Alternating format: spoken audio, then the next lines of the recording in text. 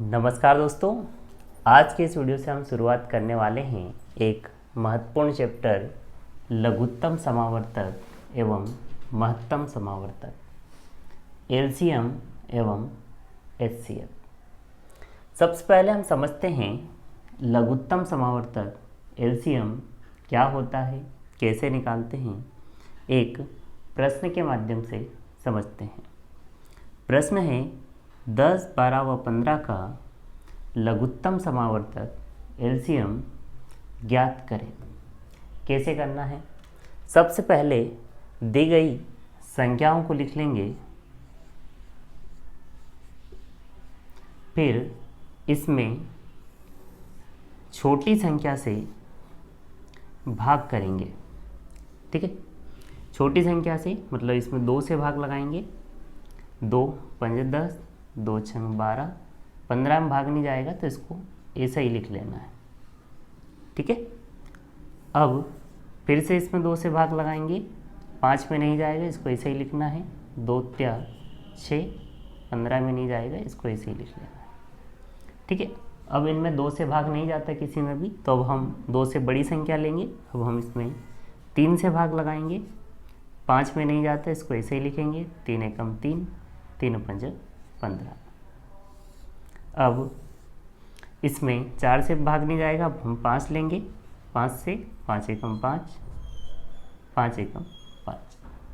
अब इन संख्याओं का आपस में गुणा करने पर जो प्राप्त होगा वो हमारा लघुत्तम समावर्तक या एलसीएम होगा। ठीक है, तो इन संख्याओं का हम आपस में गुणा कर लेंगे। कितना आ जाएगा? 2 दूनी 4, 4 त्री 12, 12 पंजे 60। तो 10, 12 और 15 का लघुत्तम समावर्तक या एलसीएम कितना होगा? तो आप कहेंगे 60 होगा। अब आते हैं इसकी परिभाषा पर। इसकी परिभाषा क्या होती है कि लघुत्तम समावर्तक वह छोटी से छोटी संख्या है जो दी गई संख्याओं से पूर्णतः विभक्त होती है। अब 60 वो संख्या है जो 10, 12 और 15 से पूर्णतः विभक्त है। ठीक है, इससे कोई छोटी संख्या नहीं है जो इससे मतलब इन तीनों संख्याओं से विभक्त हो। ठीक है, तो कैसे निकालते हैं आपको समझ में आया। अब समझते हैं महत्तम समावर्तक एचसीएफ क्या होता है, कैसे निकालते हैं।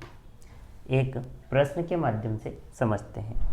प्रश्न है 105 व 175 का महत्तम समावर्तक एचसीएफ ज्ञात करें।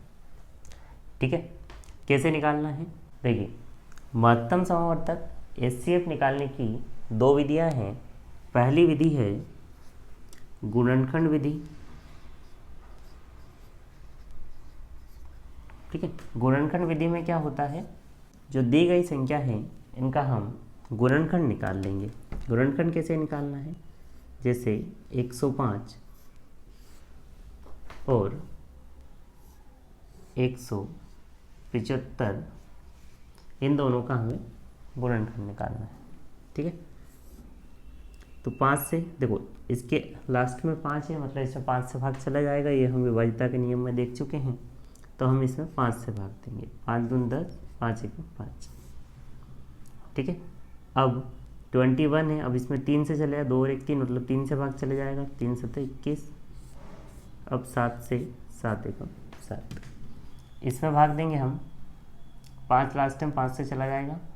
5 त्री 15, 2 बचेगा, 50 25। फिर 5 से देंगे, 5 7 35। अब 7 से देंगे, 7 एकम 7। मतलब जो 105 है, ठीक है, इसके क्या हो गए? 5 3 7। ठीक है, और क्या हो जाएंगे? 175, मतलब 5 5 7। ठीक है, अब क्या करना है, जो दोनों में कॉमन है वो चीज़ हमें लेना है। दोनों में क्या कॉमन है? यहाँ पर 5 कॉमन है, तो हम 5 लिख लेंगे। और क्या कॉमन है? दोनों में 7 कॉमन है, तो 7 लिख लेंगे। अब इन दोनों का गुणा करने पे जो आएगा वो हमारा महत्तम समावर्तक HCF होगा। 7 पंज 35, मतलब 105 और 175 का जो महत्तम समावर्तक या HCF है वो कितना है? 35। ठीक है, अब आते हैं परिभाषा पे, उसके बाद हम इसकी दूसरी विधि देखते हैं। परिभाषा क्या बोलती है? महत्तम समावर्तक वह बड़ी से बड़ी संख्या है जो दी गई संख्याओं को पूर्णतः विभक्त करे। मतलब 35 वह बड़ी से बड़ी संख्या है जो इसको और इसको दोनों को पूर्णतः विभाजित करेगी। ठीक है, मतलब 35 से इसमें भी भाग देंगे और इसमें भी भाग देंगे तो पूरा पूरा भाग जाएगा। अब ये बड़ी से बड़ी संख्या है, ठीक है, इससे कोई बड़ी संख्या नहीं है जो इसको और इसको दोनों को पूर्णतः विभाजित कर दे। आया समझ में? अब देखिए, अब इसकी एक और विधि देखते हैं अपन, वो है भाग विधि। भाग विधि,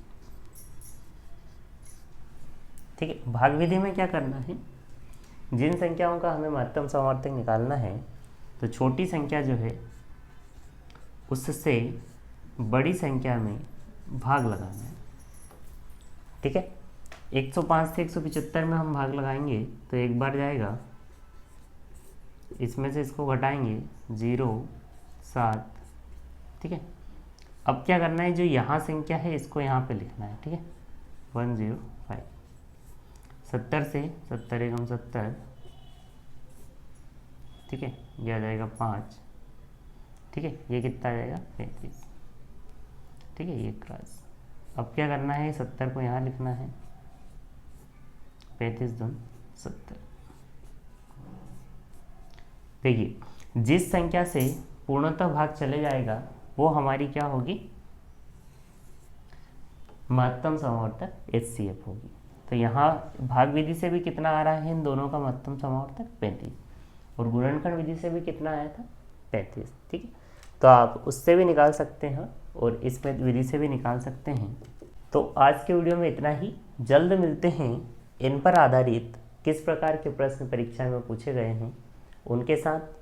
तो उम्मीद है आपको आज का वीडियो लेक्चर पसंद आया होगा। यदि पसंद आया है तो हमारे चैनल को सब्सक्राइब करें, दोस्तों के साथ शेयर करें और वीडियो को लाइक करें। धन्यवाद। जय हिंद।